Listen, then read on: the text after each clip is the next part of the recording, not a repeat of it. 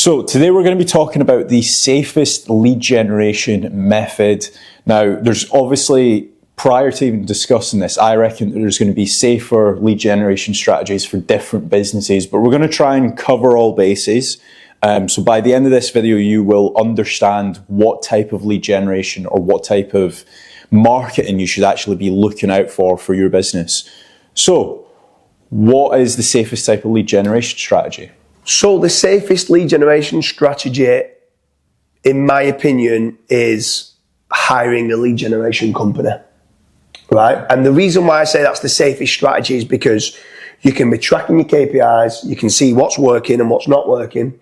You can turn around and make certain you're getting a return on investment on the leads that they're providing. And if they're not, you go and find another lead generation company until you find one who is providing you with a return on investment. Yep. And that's what, in my opinion, makes it the safest lead generation strategy. So a few follow-up questions, because people might just say, oh, well, of course, that's the safest one, right? But what are some keywords that you would be searching on Google to try? Let's say, for example, you are a solar business based in Manchester, and you want to grow your solar company, your EV company.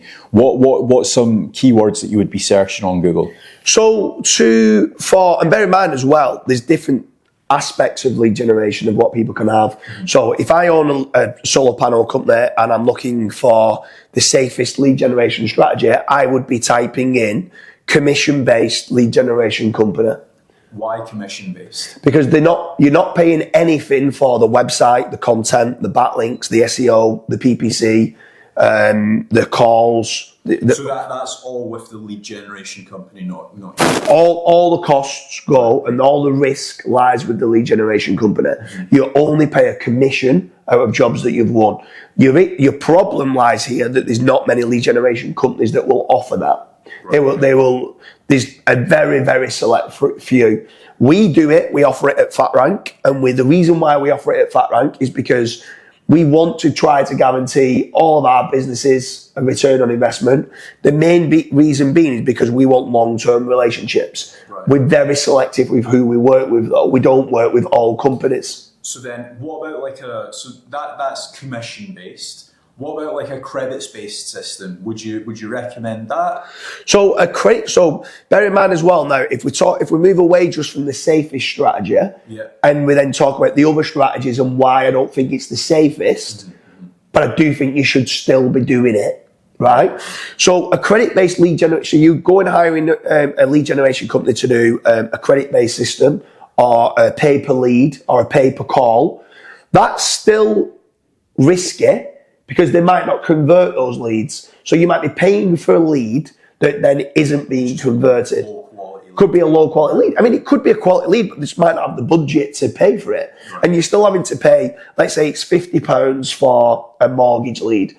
If they don't end up going ahead with the mortgage because they can't afford it, or they can't find them because they've got bad credit, that mortgage broker's still had to pay the £50 for the lead. So at that point, it becomes slightly risky. So just a counter argument to that, couldn't the lead quality go up in time, if that makes sense? So like you might get, let's say, 5 or 6 leads, and you might say, oh, well, that person's not located near me. I'm a Manchester EV company. That person's in Newcastle. We don't travel that far.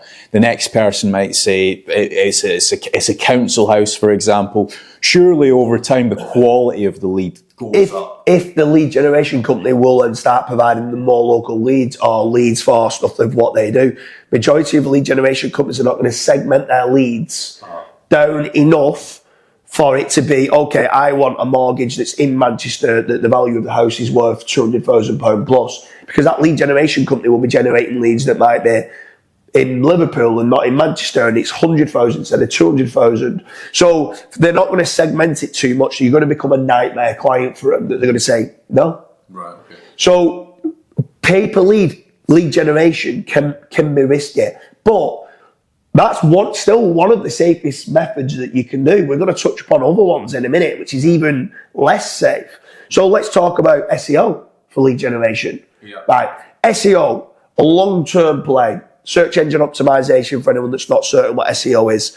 That is the remit of going and trying to optimize websites to rank higher in Google. Mm-hmm. Majority of SEO agencies are no good. Yeah, so another lead generation strategy that you could do is SEO. Right. But the issue is with search engine optimization is that it can be risky in the fact that it can take a long time to actually rank. But two, there's a lot of SEO agencies out there that can end up getting you in a worse position than where you was now, even within 12 months, 18 months. So it's very, very risky. I wouldn't say that that's a safe play to do unless you know the SEO agency is good. And it is, I would say it's nowhere near as safe as choosing a lead generation company. Yeah, I think any strategy or any company that you partner up with when it comes to lead generation, it's all to do with the vetting process. So if it's, I don't know, abcseo.co.uk or .com that you partner up with and they don't have any case studies and they might even be ranking in your actual local area, doesn't necessarily mean that they're a good SEO provider for other businesses. Yeah. So I think looking at case studies, looking at previous results that they've potentially got, or what you could even do is try to figure out which SEO agency your competitors are with and going and trying to do an agreement there. But away from SEO for lead generation, because obviously you've mentioned that's pretty risky and it's also quite a long-term play as well. It's not something that you're going to get results in 5 days or 2 months or 3 months. What about PPC? So again, I'd say PPC is even more risky than SEO. Right, okay. And again, the reason being why I say it's risky is because you've got click fraud. You need to make certain you understand that you've got a negative keyword list that you're not like. So we had one the other day and we was doing PPC for a cleaning company and there was loads of people applying for jobs. Right. So you need to make certain you're eliminating in the negative keyword list like jobs and careers and stuff like that. Otherwise you're paying for every one of those clicks. PPC stands for pay per click. So it's not even pay per lead, it's paying for someone just to click through to your website that might not even convert. Yeah. So again, it's very risky in my opinion. I mean, what's your thoughts on whether you think PPC is a safe lead generation strategy? I think that PPC becomes a lot more valuable to a business after they've started up their SEO and they know what keywords convert on an SEO basis, and then they can potentially scale that out to nationwide. Or if you're in America, you might decide, okay, I'm going to not just do this in Miami, but I'm also going to do this in Orlando and Tampa Bay and all these different areas. So I think you need that SEO data to then be able to feed the PPC. That kind of goes vice versa as well, because sometimes you might start bidding on certain keywords on your PPC campaign and you're like, oh, I don't have a dedicated page for this. I'm going to go and build an actual page and also rank for that. So I think that's what I would kind of do. It's kind of like an omnichannel presence. But I'm going to throw a spanner in the mix here. Let's say you're an e-commerce store and you're looking for lead generation and you're looking for more clicks and more actual purchases on your website. What are you doing differently then? So depending on what you're selling within your e-commerce store, let's say it's t-shirts or hoodies. At that point then, social media comes into play. Because some people might not be searching for cheap grey hoodie. But people might not be searching specifically for a certain product. But what they might do is they're scrolling on social media, like Instagram or Facebook or Pinterest ads or Twitter ads. They might be presented with a cheap grey hoodie and say, oh, I quite like that. There's nothing wrong with my hoodie. No, I'm only joking. But they might quite like a certain design. Yeah. So they might not realise that they're in market for a blue jumper. But as they're scrolling down, they go, oh my God, I really like that jumper. So social media ads then can come into play with regards to, like you said, Facebook, Instagram, Pinterest, Twitter, even YouTube ads or something like that could work well for e-commerce. But also for e-commerce, you can then start signing up with like affiliate platforms who they on their website. That's almost like a lead generation company for e-commerce is an affiliate marketer that's going to come on and send you through to go add this to the cart and they go and buy it and stuff. So it can be very different from one industry to the next. But at the start of the video, the question was, what's the safest lead generation strategy? Yeah. Now, going back to that, I think hiring a professional, profitable lead generation company is the best. But for a spanner in the works back is that every one of the other platforms that I said, so hiring a lead generation company, doing PPC, doing SEO, doing social media ads, and stuff like that, you should be doing all of them. You just mentioned before Omnichannel and being omnipresent. Yeah. In my opinion, every single one of them should be being done. So if you want to start off with, okay, what's the safest method?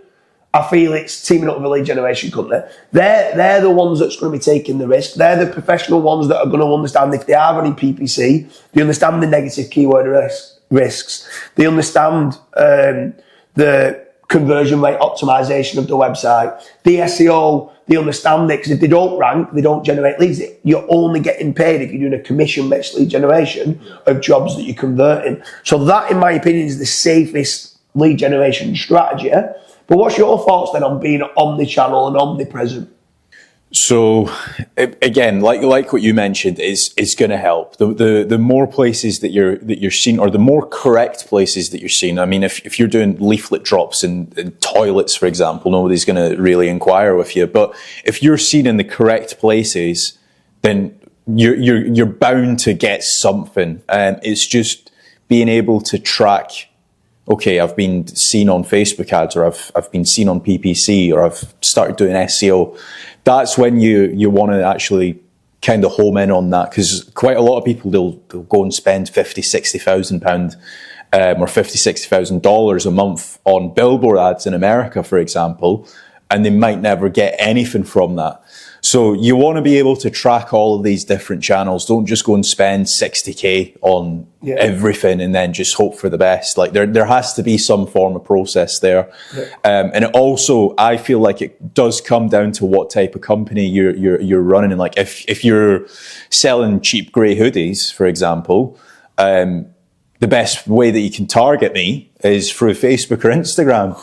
But if, say, for example, you might be a service-based website and you might be selling EV chargers, you might want to partner up with a lead generation company.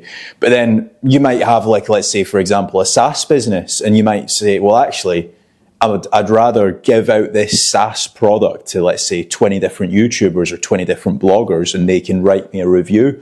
So it does come down to who your target audience is and what type of business that you're actually running.